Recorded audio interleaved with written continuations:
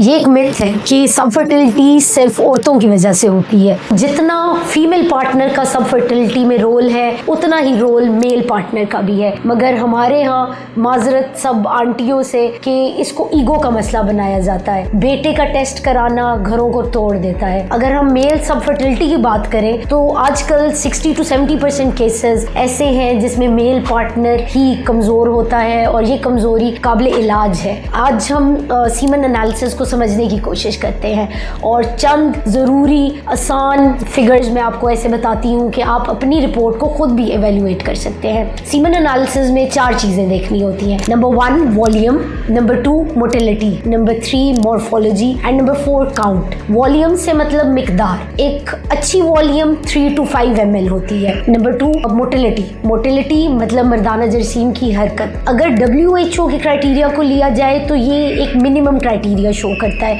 हम बात कर रहे हैं ऑप्टिमल सीमन एनालिसिस की जिस पे हमल पॉसिबल हो सके। सो एक ऑप्टिमल सीमन एनालिसिस में प्रोग्रेसिव मोटिलिटी 42 to 55% तक होती है। तीसरी बात मॉर्फोलॉजी। मॉर्फोलॉजी का मतलब मर्दाना जरासीम की साख्त। मॉर्फोलॉजी 4% से अबव हो तो इसको नॉर्मल लिया जाता है। प्रैक्टिकली 15% से अबव अच्छी मॉर्फोलॉजी होती है। और लास्ट बात करें काउंट की तो काउंट ऑप्टिमली 55 मिलियन 121 मिलियन तक अच्छी होती है।